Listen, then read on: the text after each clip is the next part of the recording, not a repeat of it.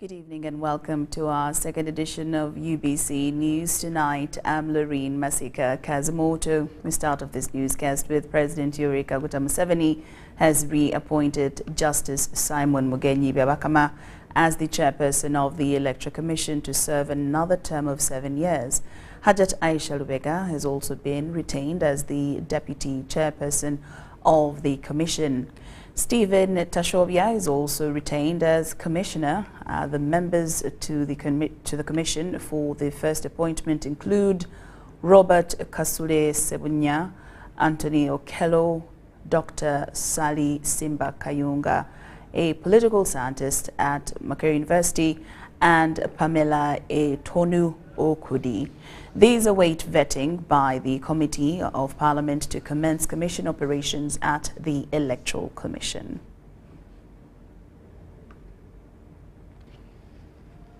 Former Prime Minister Emeritus Dr. Ruhakana Rugunda has revealed in an exclusive interview that Uganda was a logical choice for the Global South countries under their umbrella organization of the Non-Aligned Movement and G77 plus China for Uganda to host the two big heads of state summits in Kampala.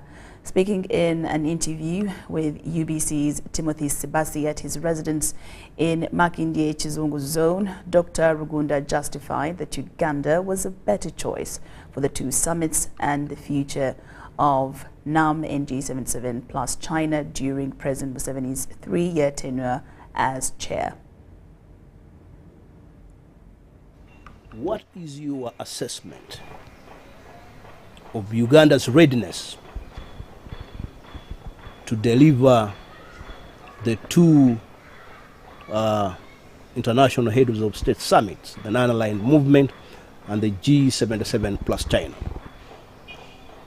Given your past experience of CHOGM and the African Union summit that you hosted here in 2011, what's your assessment?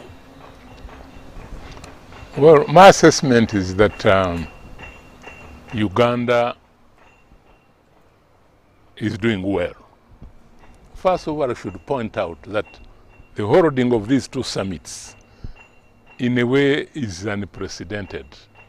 Having two such powerful summits together, back to back, is a great honor to Uganda, is important international recognition of Uganda's capacity and Uganda's political consistency to the aims and objectives of both NAM and a group of 77 plus China. It's a vote of confidence in the leadership of Yoweri Museveni as our president and his government, and also of the national resistance movement. So we should be proud that Uganda was selected. Uganda was not selected just at a spur of a moment. Uganda was selected because of the historical process it has gone through, the consistency and the faithfulness and the commitment to the principles of NAM and principles of group of 77 plus China over the years. And I'm glad that Uganda has been tested, found able, and we are now hosting this conference. With regard to the preparations, politically we are more than ready, and physical infrastructure, I want to salute government and especially the Minister of Health, our Minister of Works, and also Kampala City Authority, and indeed the population in Kampala, who have responded very well, Kampala and Entebbe, who have responded very well in making sure that our infrastructure is beefed up, is clean, and is ready to receive our guests. These are guests not just of the President Museveni, no. These are guests to our country, to our people, to Africa, and Uganda is doing it not just for herself, but we are doing it for the continent of Africa, because it's a great honor to Africa that two powerful summits can be held back to back in Uganda, and that is Uganda among all countries that were selected to host these summits. President Museveni, your longtime good friend, who will be taking over the chairmanship of NAM for the next 3 years till 2026. Where do you see the future of NAM under President Museveni's leadership as the chair? And why do you think that, why was it Uganda to host NAM? President Museveni is not only a good leader in Uganda, but he's a good leader in Africa.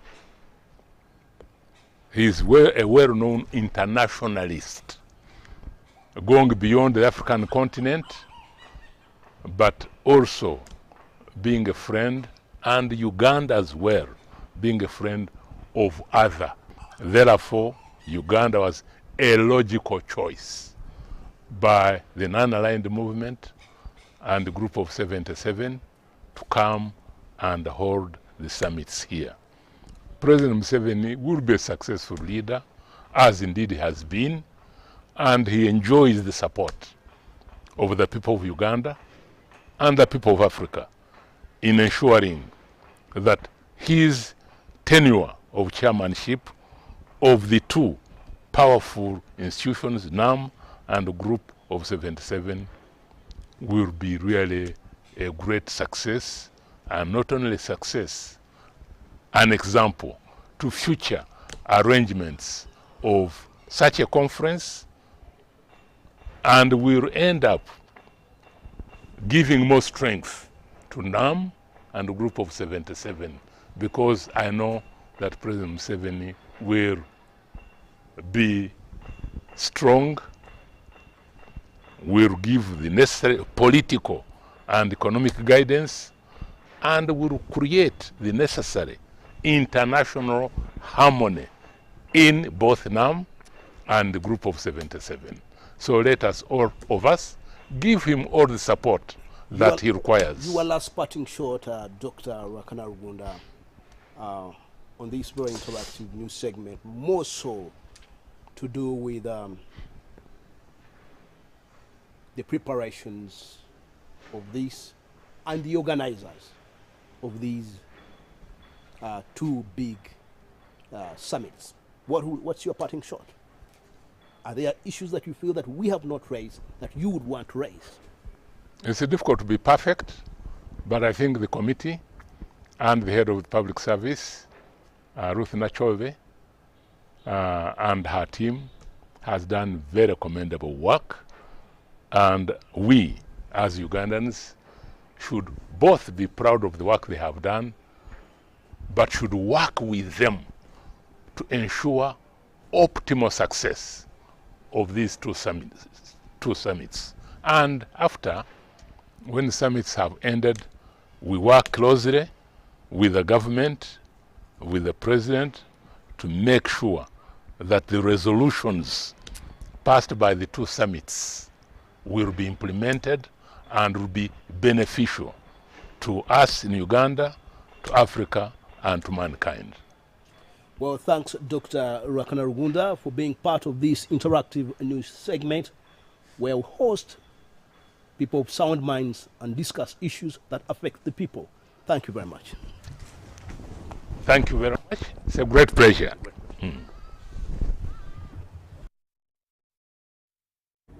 Now, in just 4 days, Uganda will host the prestigious non-aligned movement and group of 77 plus China summits, welcoming over 120 countries.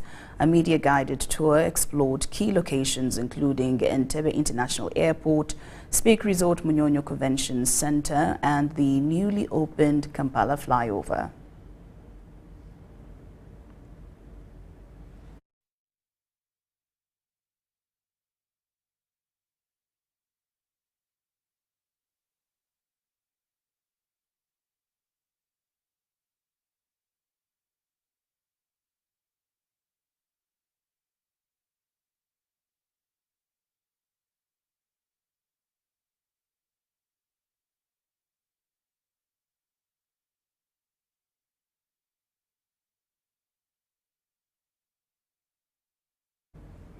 Apologies, we will be getting back to that story. But in more news, organic farmers under their umbrella body, the National Organic Agricultural Movement of Uganda, are positioning themselves to showcase Uganda's strides in the area of organic farming during the Non-Aligned Movement and G77 plus China summits.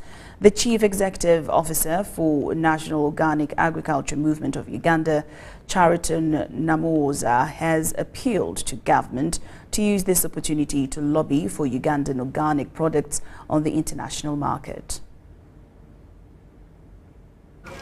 Uganda takes the second position globally after India and the first in Africa in organic farming. Organic farming is the production of food without the use of harmful chemicals like pesticides and fertilizers, but rather alternative methods are applied. Now organic farmers under their umbrella body, the National Organic Agricultural Movement of Uganda, have challenged government to optimize the Non-Aligned Movement and G77 plus China summits to showcase Uganda as the source of quality organic products. Our government, ministries, departments and agencies, and all individuals that are at the forefront of hosting the NAM and G77 plus China summits to underscore the fact that Uganda is home to a broad range of safe, healthy and organic foods, and better still, serve our delegates or guests with organic dishes. The government has created a conducive environment for organic farming in Uganda. We are also in the process of having the Organic Agriculture Bill to operationalize the policy. And that aside, we have also gone halfway to having the National Agroecology Strategy. I don't want to bring too much details here about agroecology and organic agriculture, but one is a subset of the other, okay, and they complement on each other. So that is what we've done in terms of policy framework, but also other than policy, we are trying to mainstream organic agriculture across the entire agricultural extension systems. Uganda mainly exports her organic products to the European Union, and the country earns about $160 million annually. Adia Nakute, UBC.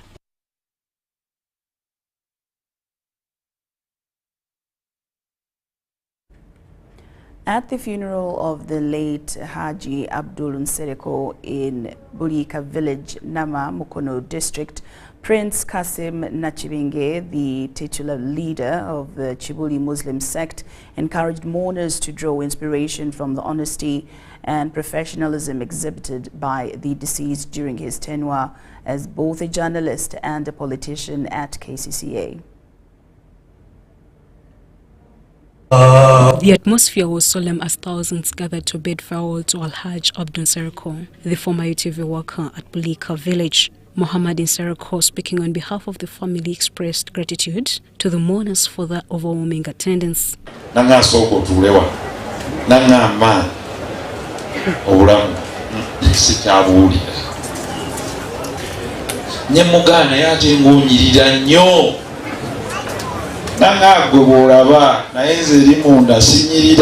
Minister of State for ICT, Jace Nabosa Sebugwao, commended Abdul Nsereko for his dedication to Uganda Kingdom and acknowledged him as a political pillar in Kampala.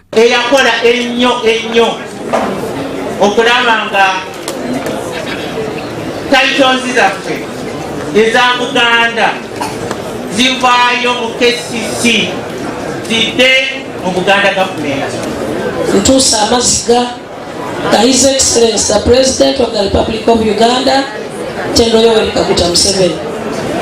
Abasaaside nnyo, n'asaasira ennyumba ya Haji Nsereko okubeera nga ebiiribbwako omuntu ow'amaanyi bw'atyo.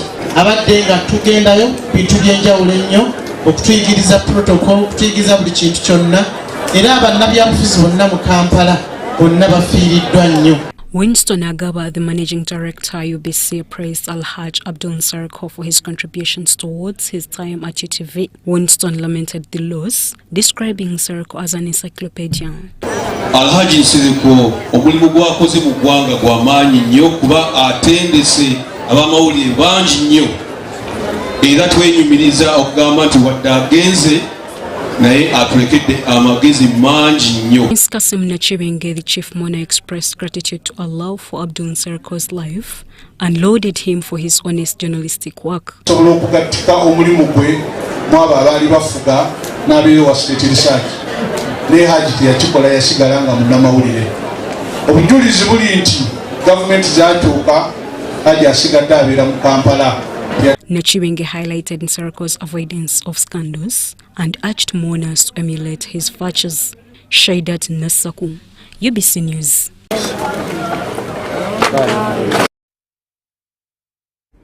The State Minister for ICT and National Guidance, Joyce Nabbosa-Sebugwawo, has launched the revamped National Innovation Hub at the Uganda Institute of Information and Communication Technology, Nakawa. The hub is now poised to usher in a new era in Uganda's commitment to digital innovation and youth empowerment. Nabbosa revealed that this will also be pivotal in the country's ongoing battle against youth unemployment and in the journey towards a digitally empowered future. The newly transformed hub is not just a center for technological innovation. It has been strategically redesigned to serve as a fertile ground for nurturing the talents of Uganda's young innovators and entrepreneurs. The State Minister for ICT, Joyce Nabbosa-Sebugwawo, together with the ministry's permanent secretary, flanked by the UNDP country representative, toured the revamped facility. Speaking shortly after, Nabbosa emphasized the crucial role of the Innovation Hub in addressing the nation's youth unemployment crisis.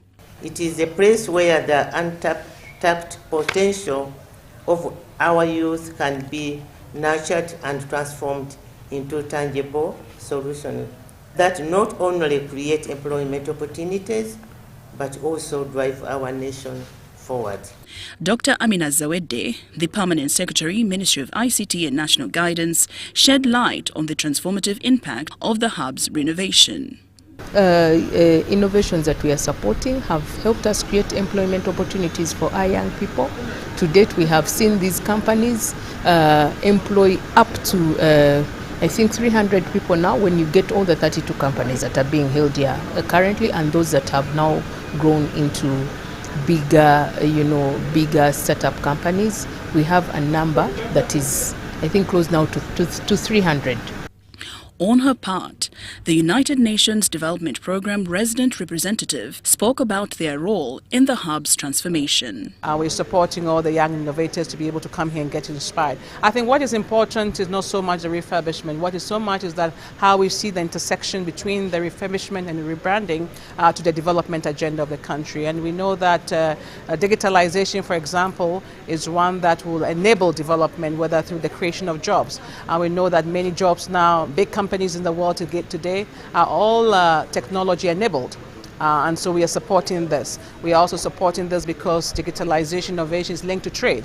As the nation continues to advance in the digital age, the hub is being highlighted as a symbol of hope, creating a future where every young Ugandan can thrive in a rapidly evolving digital world.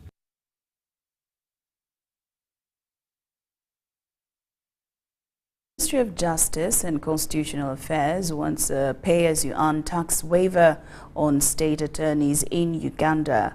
Minister Norbert Mao says the move, which is part of the challenges affecting the ministry, will among others stem corruption appetite.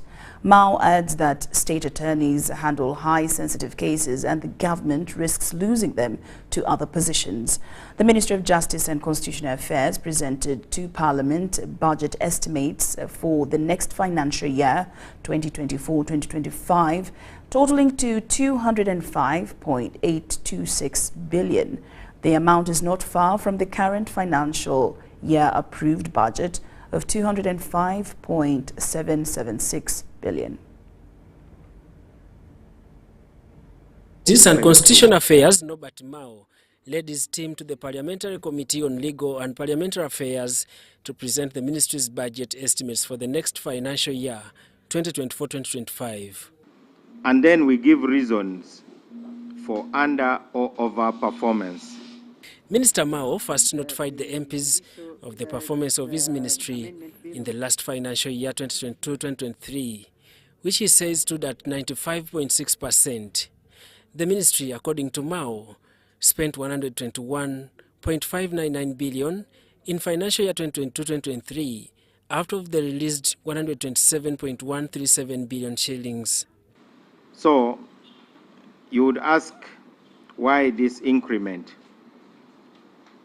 The increment was a result of a supplementary for wage and gratuity.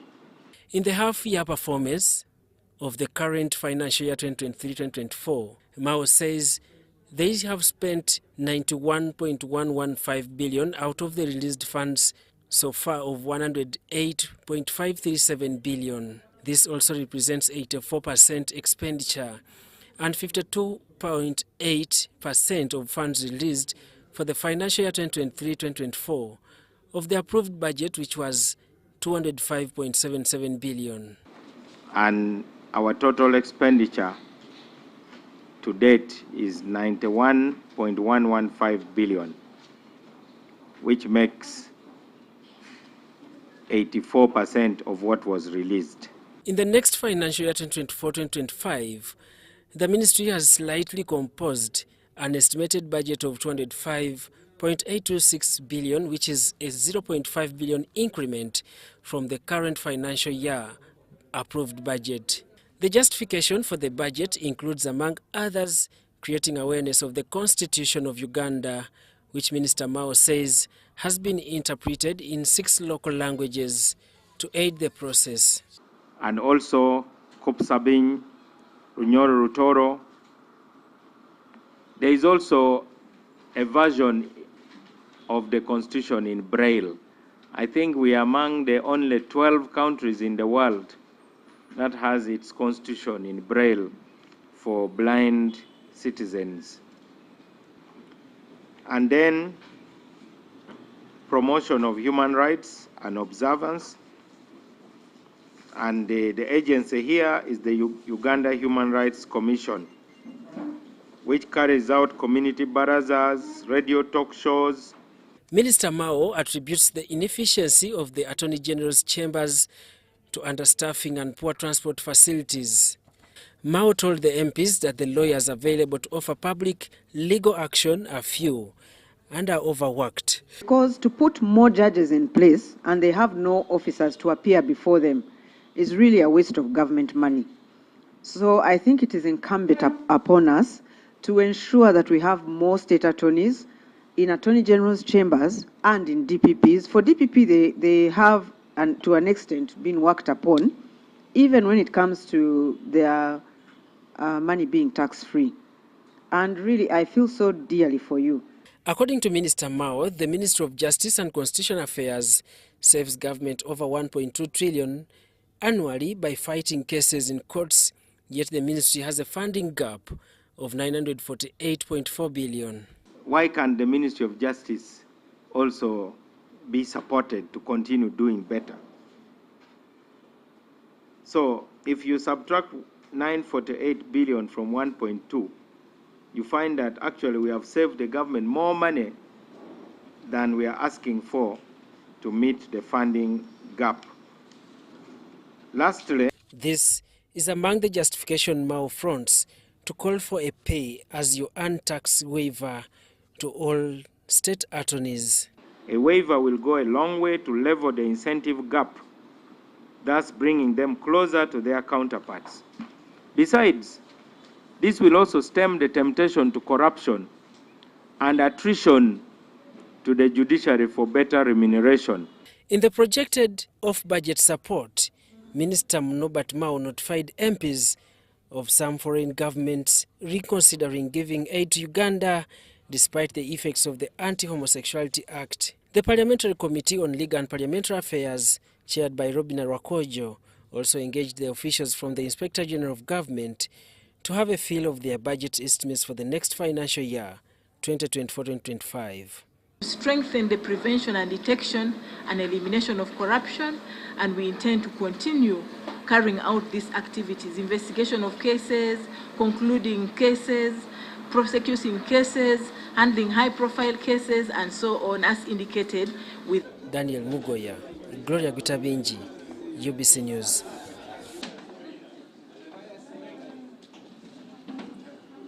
The Uganda Police has issued guidelines outlining the process for individuals seeking police guards responding to a surge in applications from people requesting police officers for personal protection. Patrick Onyango, the police spokesperson in Kampala Metropolitan, shed light on Section 71 of the Police Act, which governs the application process for police guards. The laws of Uganda, certain positions outlined in the Constitution are designated to receive special bodyguards from both the police and the military.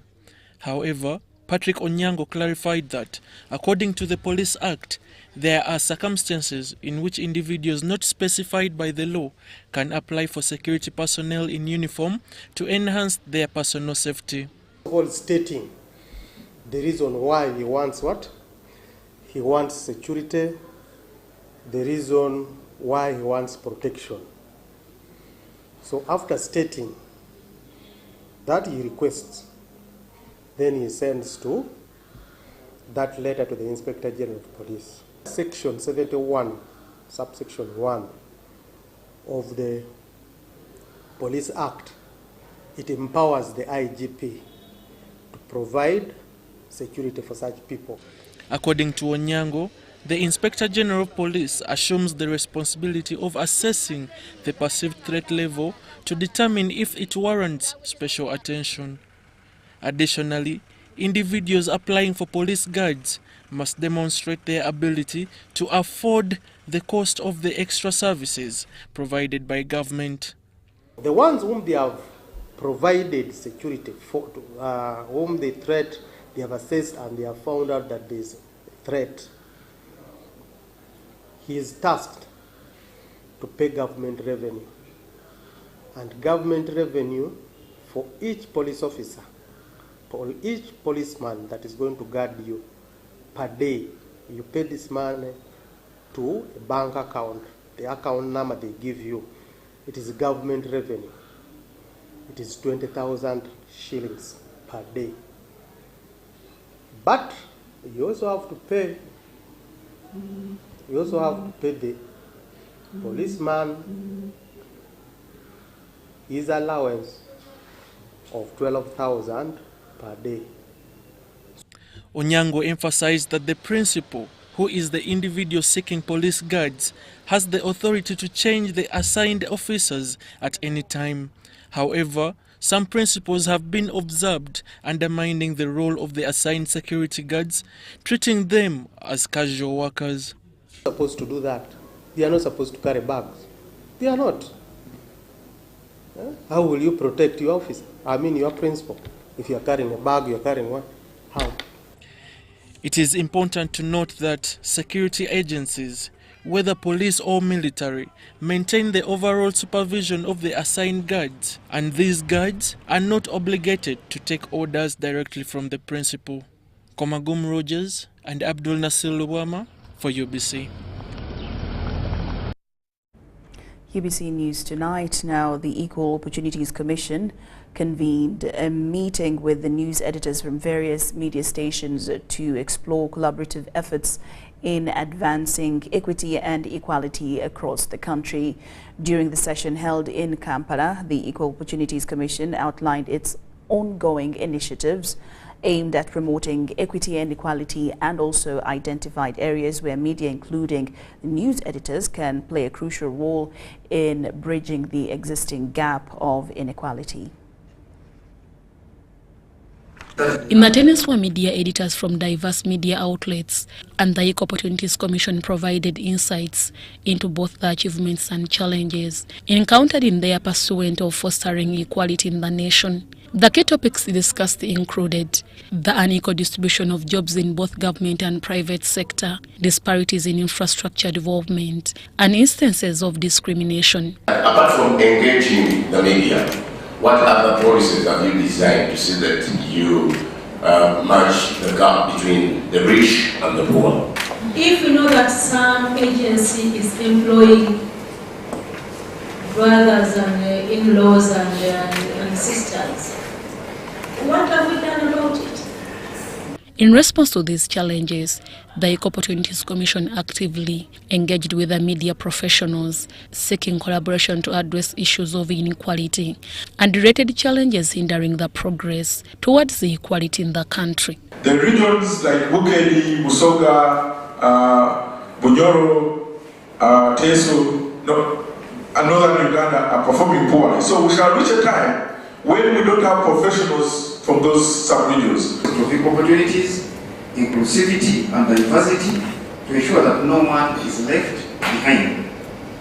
We request you to provide a critical analysis of equity issues in your news, opinions and talk shows. Editors shared their perspectives on the concerns raised by the Equal Opportunities Commission, highlighting areas where the Commission should focus to effectively promote equity and equality. I also like the Commission to take interest in the affirmative action.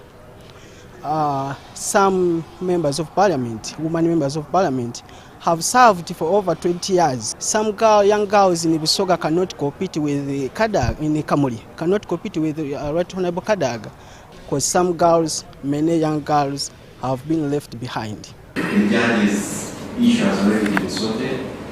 They are retiring but having their salaries full pay as they retire. Is this equality? Is it equitable? I mean, for a judge to leave their work, they are not working but they are earning full pay.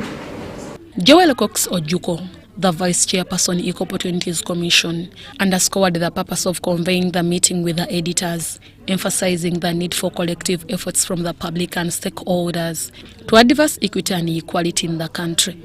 Our contact offices in all the districts through the offices of the community development officers, you can take your complaint right there. They will be able to relay the complaint to us, and we shall be able to reach you as quickly as possible.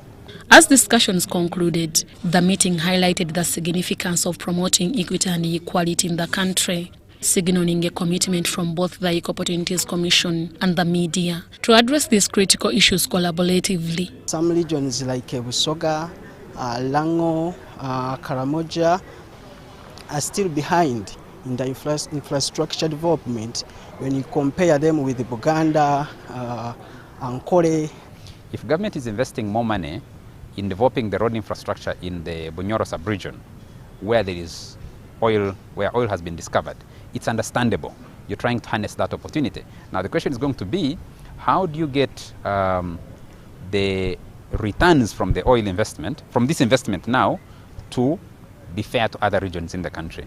Maybe you need to go back to the guys at the National Planning Authority and rethink the country, rethink our retirement, rethink social services.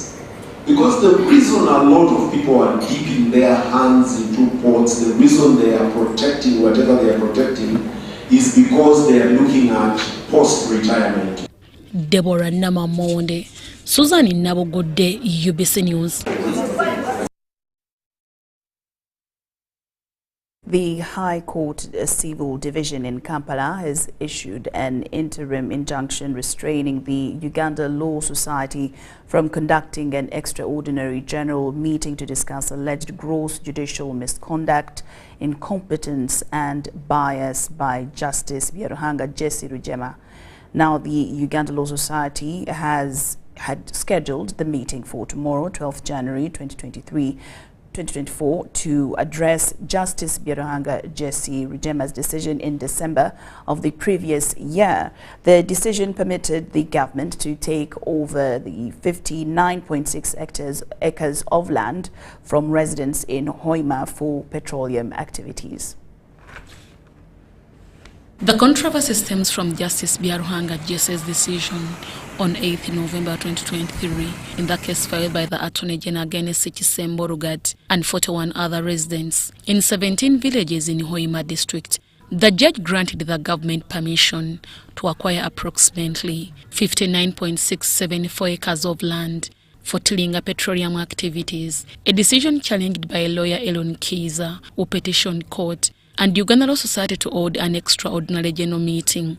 Hurried an eviction suit in 4 days without hearing the other side, and gave orders that people he never had whom he was supposed to hear, that they should be chased away and that the government should not be liable.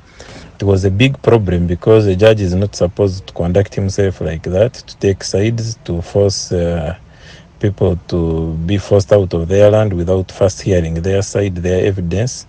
In response, the Attorney General's office filed an application seeking court to restrain Uganda Law Society from discussing the alleged judicial misconduct, arguing that Uganda Law Society lacks authority, which is vested in the Judicial Service Commission. He fears that there will be a reputational loss, so we are wondering whether someone's reputation and the rights of people, ordinary citizens, which one weighs more.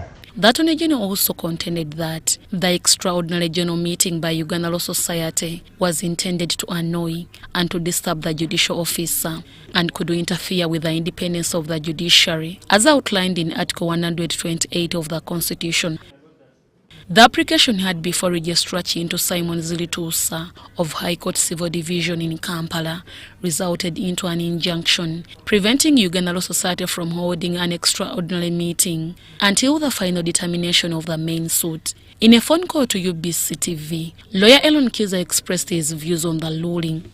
Whatever happens, individual members of Law Society, like me, will continue discussing this matter until justice for the project affected persons being chased off their land by Total is served. We are pressing forward with asking the Judicial Service Commission to discipline him.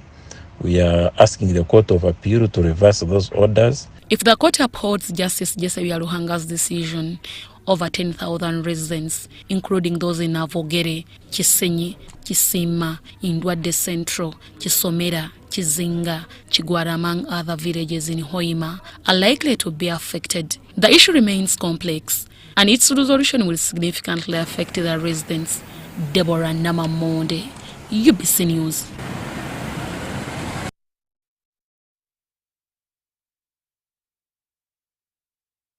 UBC News Tonight takes a very short break, but return with more stories. Don't move an inch.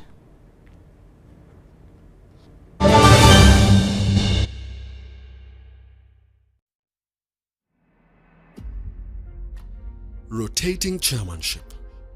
Instituted since 1961, the non-aligned movement's rotating chairmanship ensures that member countries take turns leading the movement. This system fosters a sense of equality and inclusivity among nations, allowing for different voices to guide direction.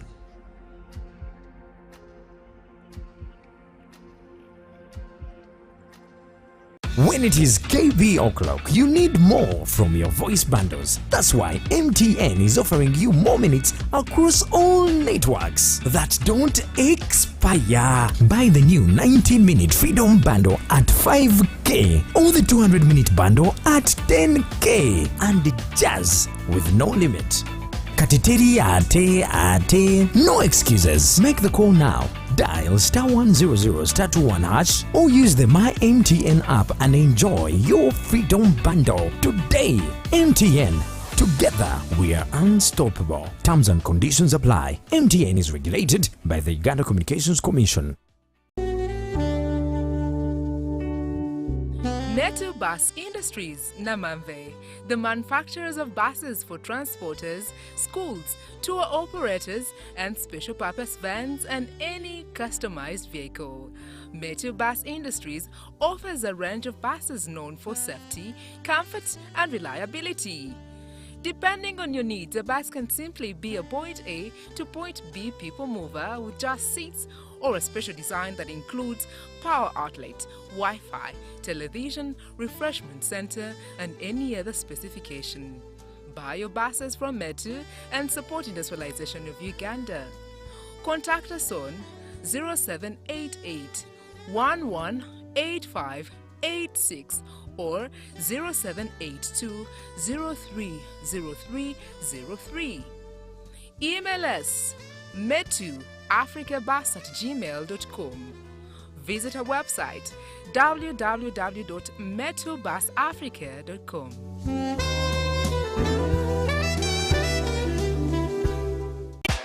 Have you packed more with Harbour jelly and Harbour foam? Yes, we packed.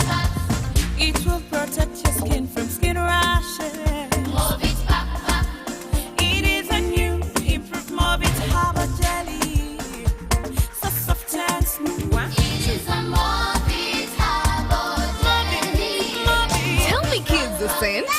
Any irritations? No more rashes and irritations. Movit Herbal Jelly and Herbal Soap is rich in natural herbs for a smooth and glowing skin. Movit all day confidence.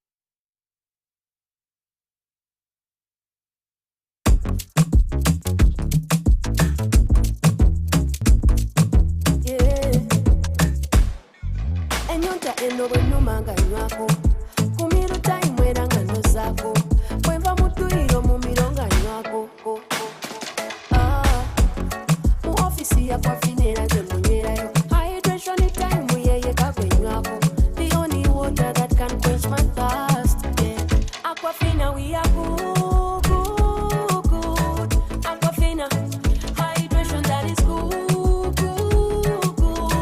With essential one good. Aquafina is my drinking water, my love. In the production process of Aquafina, we expertly filter every drop, providing clear and perfect tasting water to help you keep hydrated with the added benefit of minerals. Aquafina is bottled by Pepsi Cola International in Uganda and is available at only 1,000 shillings.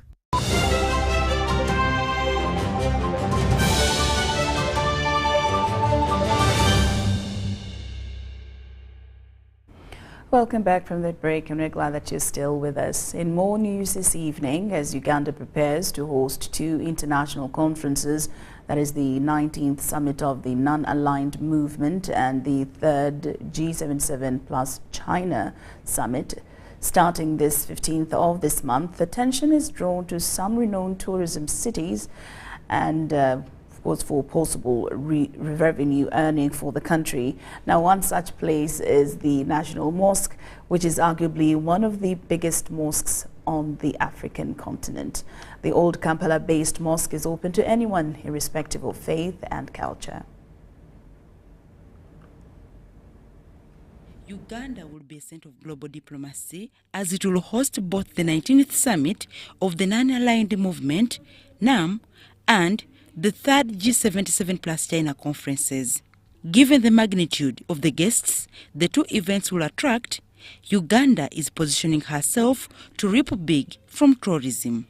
Key among the tourists' attraction sites in Kampala is the National Mosque. The construction of the National Mosque is believed to have started during the reign of Idi Amin, that was between 1971 and 1979. The project commenced in 1972 during the reign of the former Ugandan president, General Idi Amin. Unfortunately, he was overthrown when the project had stopped at the foundation level. It stalled for over those many years until the year 2002. The reigning Mufti, His Eminence, Sheikh Shaban Ramadan Mbaje, with the recommendation of His Excellency President Ruhakana Museveni, approached the late Libyan president. He accepted the request from our leadership to reconstruct this mosque again, which was done, and here it is. Sometimes referred to as the Gaddafi Mosque, the structure is seated on 80 acres of land. And for us, we think it is the biggest on the side of black Muslims in Africa. Yes, if you could go to black Africans, this could be the biggest. Given its religious significance, leaving one's footwear at the entrance of the mosque is not negotiable. Of course, it is one of our traditions. You remove our shoes when you enter the mosque. Whenever you come here, you have to put on modestly on the side of ladies. Of course, even men, there are those who always want to put on shorts. We recommend that come putting on a long trouser. Of course, women have to wear a small veil. We have them, we provide them here. The architectural work is a blend of three cultures as portrayed in the beautiful art pieces in here. The calligraphy is purely Arab Islamic art. There is what we call Arab Islamic, then there's what we call European touch, and then African style or heritage. If you could look at this arch, you could see it, we call it, for us, we refer to it as marriage ring. That's where our married couples pass when they are coming for their weddings. Segmented in three parts, the main mosque, the gallery, and the terrace, the National Mosque has a seating capacity of about 30,000 people at a go. The mosque is open to anyone, irrespective of faith and culture, with foreigners charged 20,000 shillings, while natives access freely. We invite all of you. This mosque is for all of you. There is a small token which you have to pay, mainly which is used to maintenance, to keep the maintenance of this place to be in this style when it's clean, beautiful. That's it. And it will open from 8 in the morning and we close at 6 on daily basis. Then there is this minaret that is a must climb for a memorable treat. The minaret offers a rare but beautiful eagle's eye view around Kampala's skyline. It's 78 meters high with 360 stairs, and you see the entire city at 360 degrees in all directions. Yes, you're welcome to climb it. Come and stretch your muscles and see the entire city, Kampala, where it began from. Meanwhile, there is also a library adjacent to the National Mosque that offers access to literature on Islamic faith. Dorcas Kimono, UBC News. In the pursuit of aligning the country with global digitalization trends, the Ministry of Education and Sports, in collaboration with UNESCO, has initiated the training of officials from various agencies and departments within the ministry. We have more details. The ongoing two-day training involves over 40 participants from agencies under the Ministry of Education and Sports. Its primary goal is to impart knowledge and skills to these officials for effective digitalization of information using digital asset management systems. The training session specifically focuses on the digitalization mechanism for the Resource Center and Digital Library. Organized by the Ministry of Education and Sports in partnership with UNESCO and other development partners, the training also addresses legal and ethical considerations related to digitalization, ensuring compliance with relevant regulations. Dr. Rosi Agoy, the Secretary General of the Uganda National Commission for UNESCO, emphasized this aspect while inaugurating the training at Ark Apartments Hotel in Tinda, near Kampala. Digitization is the way to go. We cannot run away from it. It is very important. Information is powerful. It is very, very necessary. So when we have fully established the mechanisms in which we should work, we shall inform the members of the general public on how to access the information. Dr. Agoy further assured that these training initiatives will be extended to rural areas, aiming to facilitate the efficient organization and storage of digitalized information for long-term accessibility. This is the beginning. Once it works well, we intend to digitize all our institutions that are based in rural areas so that even the rural community can access information. The learners can access, those who can afford internet can access without having to go physically to the institution. Sarah Kadu, the Dean of the East African School of Library and Information Science at Makerere University, stressed the necessity of such training programs. She highlighted the importance in fostering an understanding of digitalization in resource centers and encouraging the adoption of new technology to deliver quality and timely information resources to users. It's very important not to keep the information to ourselves, but we need people to access the great information that we have, so for them to be able to execute their duties. Without information, people may not do a good job for the country.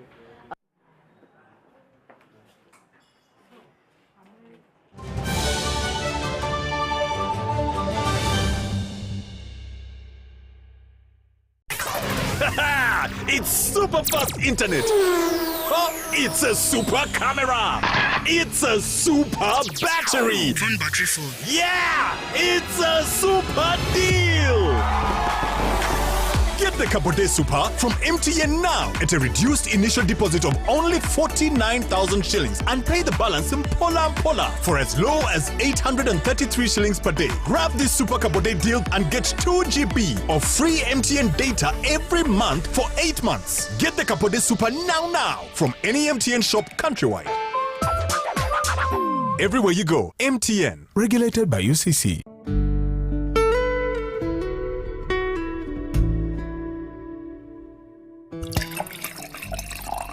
Start the new year in style with a variety of wine products from K Roma Uganda Limited.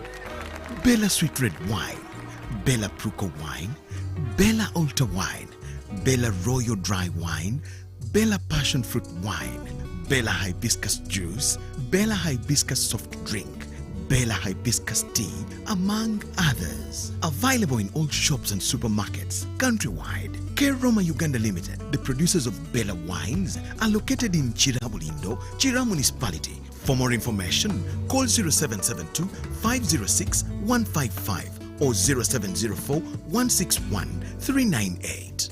Bella Wines, savor the test.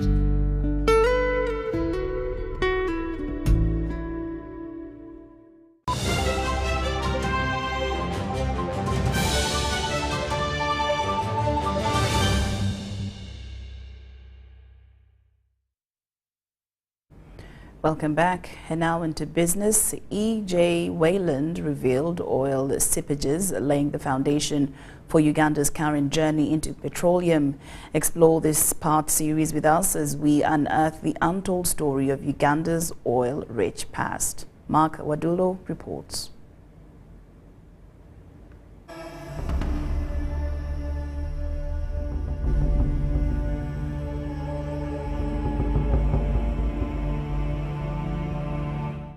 In 1925, government geologist E.J. Wayland documented petroleum potential in the publication Petroleum in Uganda. What sparked the British to look for the oil was a seepage. The report documented existence of oil seepages along the shores of Lake Albert in both Uganda and the Democratic Republic of Congo. So these efforts date back to pre-1980, where oil exploration was undertaken intermittently. The British, between 1920 and 1956, that is almost 40 years, they looked for this oil, but they missed it. They couldn't get it. Serious exploration works began again in the early 1980s with the first Petroleum Exploration and Production Act enacted. When we came into government in 1986, some Shell BP people came. A few days after we were in the government, and I said, Shell BP, I have nobody on my side who knows anything about oil, so please go away. let me first prepare myself. I cannot sign an agreement with you because I have nobody on my side who knows anything about oil. His Excellency President Yoweri Kaguta Museveni issued policy direction for the sector on capacity building, data acquisition and promotion, and monitoring of compliance of licensed companies. In 1990, a cooperation agreement between Uganda and the Democratic Republic of Congo for joint exploration and development of common fields was signed. This saw the first production sharing agreement between Petrofina Exploration, Uganda, and government signed over the entire Albertine Graben. Later, in December 2005, the Mputa 1 well was drilled, striking oil on 6th January the following year. This was declared the first commercial oil discovery in Uganda. It wasn't long till major investors like Tullow Oil, Total and Sinnock commenced exploration along Lake Albert. Tullow Oil operated in Blocks 1 and 2, Total operated in Blocks 1 and Block 1A, Sinnock operated in Block 3 and the Kingfisher site. So when we do the location of the oil plate, we need to consider water factors and then we make a choice. Normally, generally speaking, is the economic beneficial. So it's cheaper, we can produce more oil. This is the location we choose.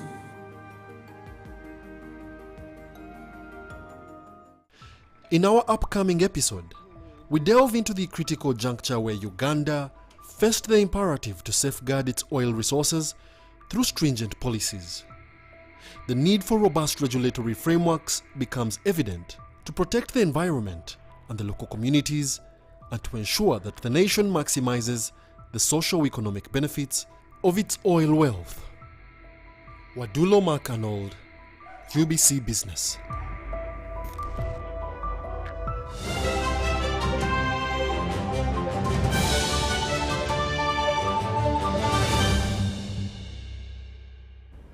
And now into the world of sports. Uganda's She Cranes kicked off their Europe tour with a 45-57 loss against the Welsh Feathers in the first encounter of the Netball Trio Series at the House of Sport, Cardiff, on Wednesday evening. It was a massive blow for Uganda, who missed the services of versatile player Hanisha Muhammad due to club engagements. The game was played in front of a noisy crowd and Uganda had the lead at the start, though caught up soon with aggressive, strong and high court pressure defense, which hardly allowed Uganda to enjoy their textbook style of playing the game. Wales goal shooter Georgia Rowe was unplayable in the circle, while Ella Powell-Davies was all over Mary Nuba Chohok, denying She Cranes to play that dropping pass into the circle often. It was a massive win for Wales, who were in ascending mode as they limited Uganda to only 11 goals in the third quarter. After 4 quarters, Wales walked away with bragging rights as Uganda went down, trailing to 12 goals. The two sides will lock horns again on Friday before the final game on Sunday.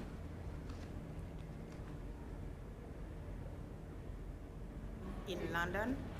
And with that, UBC News Tonight comes to an end. Thank you so much for your company. I'm Lauryn Masika Kazimoto, and on behalf of the team working tirelessly behind the scene, we bid you a good night.